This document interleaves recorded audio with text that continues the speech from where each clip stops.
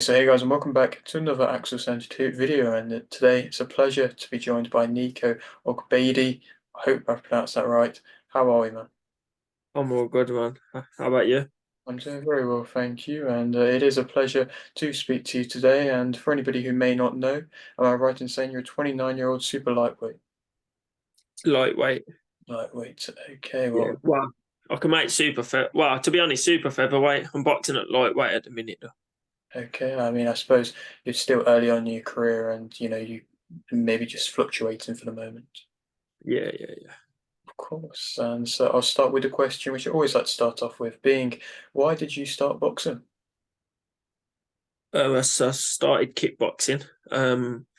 Before before I started secondary school, I was wanted to go into boxing. Wasn't allowed at the time because it was looked at like a vicious sport, but I was allowed to do kickboxing. Because it was like thought of more of a self-defense thing before I went to secondary school. And then so yeah, I started through that, was kickboxing for however long. And then my kickboxing gym, started coaching boxing, and then that's how I got into it. Mhm. And I suppose starting at that of a young age, has that only benefited you so far? Yeah, yeah, 100%. So I've always like so I started like I said, I started at 11, so don't really not doing some form of combat. Mhm.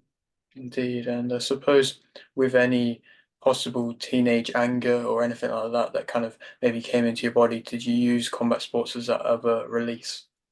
Yeah, 100%. It helped me loads throughout them years. Um, Especially like with like a lot of my friends would be doing like all sorts of madness, and yeah, it helped me loads. I'd just be in the gym.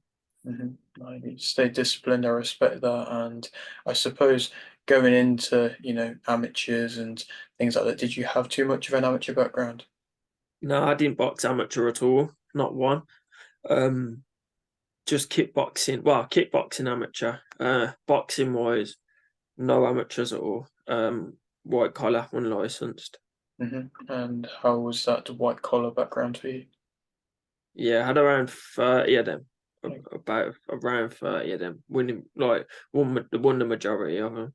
But they don't really mean much, but I won like 7 titles in unlicensed. of course, and sometimes white collar can be looked down upon a little bit in the sport. But do you feel like there is kind of a space there for it and it is necessary? 100%. I think as the years go on, it's people are. I feel like people have kind of stopped looking down on it, or beginning to stop at least, because the likes are like there's plenty of good professionals now that have come from the unlicensed background. Um, for example, Fabio Wardley, um, who's just boxed recently, but yeah, it's becoming more of a normal thing for the unlicensed lads to do well in the pros. So I think people are stopping looking down on it as much.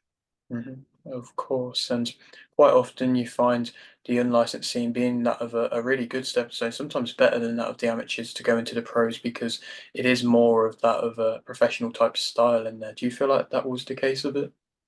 100%. Again, not talking down on amateurs because it's wicked, but a lot of them are really just like tippy tappy, very quick.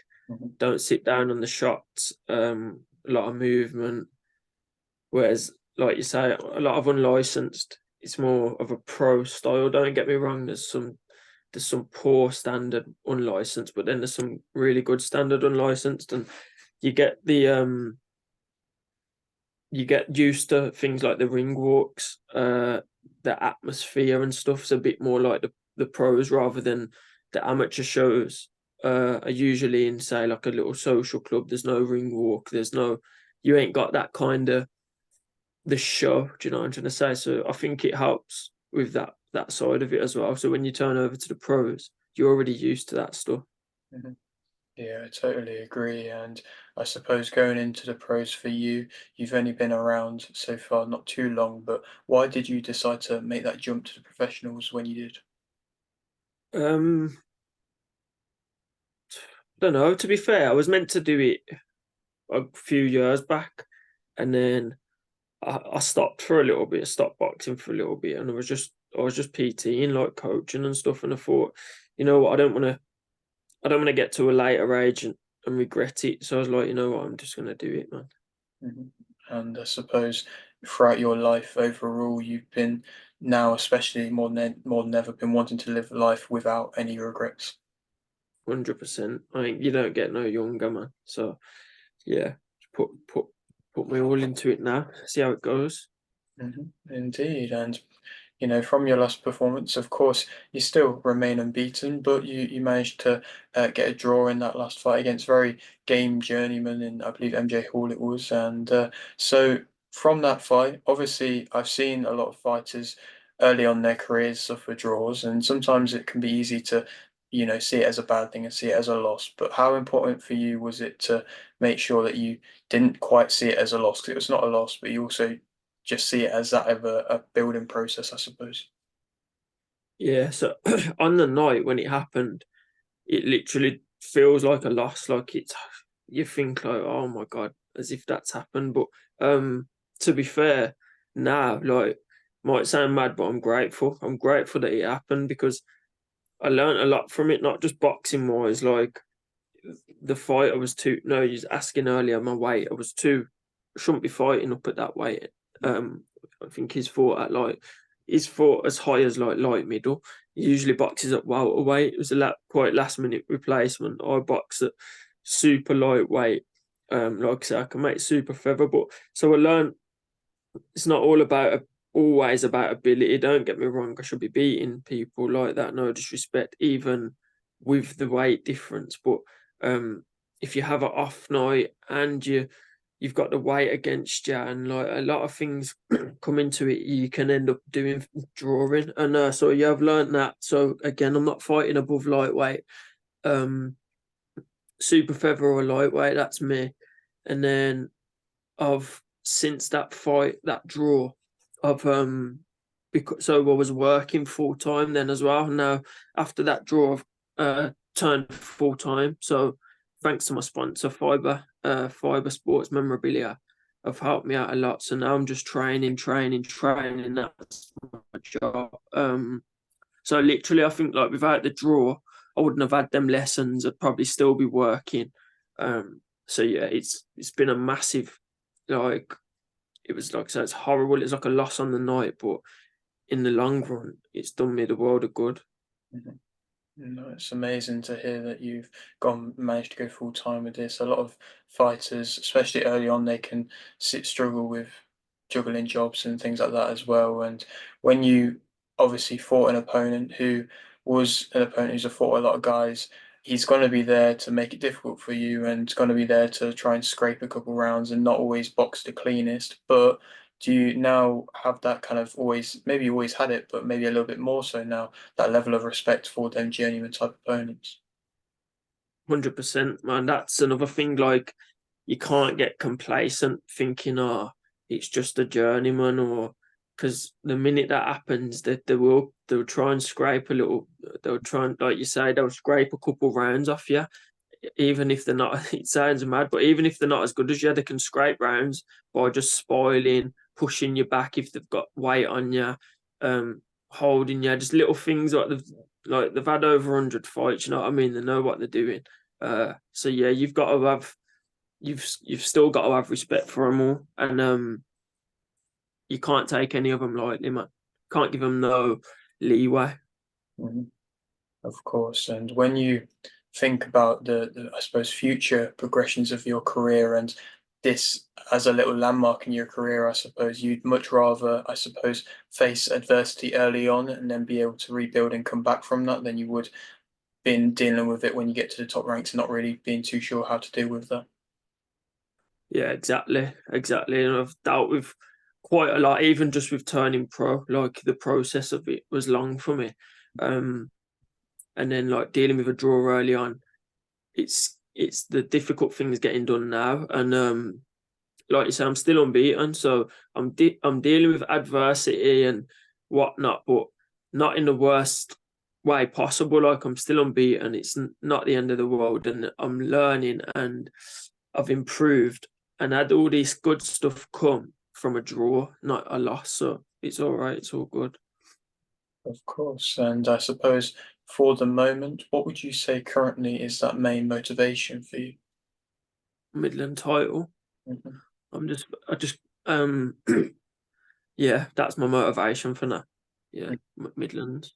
No, it's a great achievement. A lot of great fighters have won that belt, and I suppose progressing on April 12th, it's your next fight date, and overall preparations from the draw. How have you been preparations wise as of recent?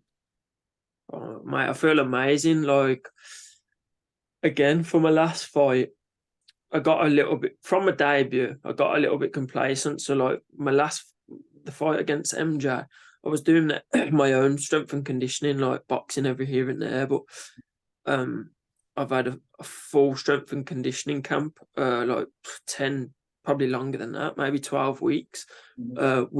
with an S&C coach, um, with my with my boxing coach, like 4 times a week. And the sparring I've had for this fight is the best sparring I've had ever. Like, I've had some wicked rounds with like some top quality people, so it's all gonna make a difference on the 12th.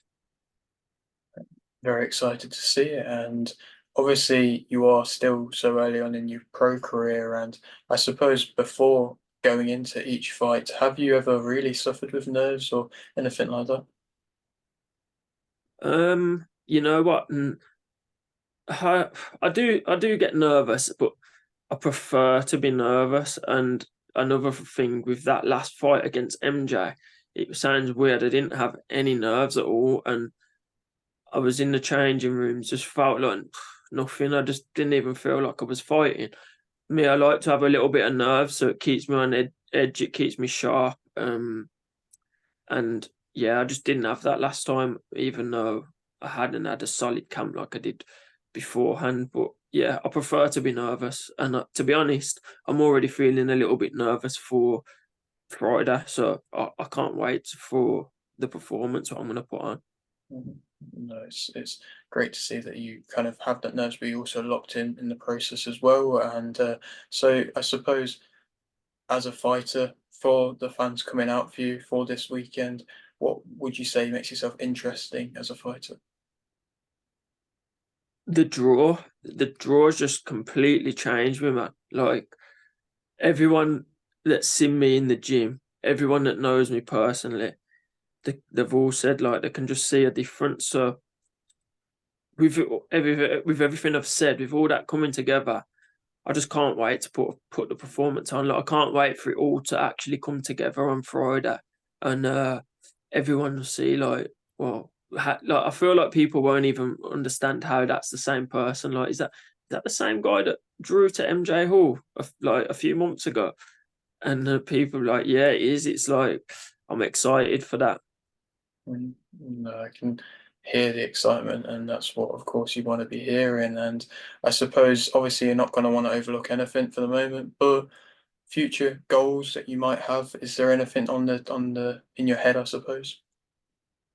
Nah, like I said, I want to finish the year undefeated, um, and then look towards the Midlands next year. I'd love a Midlands next year, but for now, like you say, I'm not overlooking anything. I got a tough, durable opponent Friday who's been in there with some big names. So yeah, I get this job done first, and then we'll look on.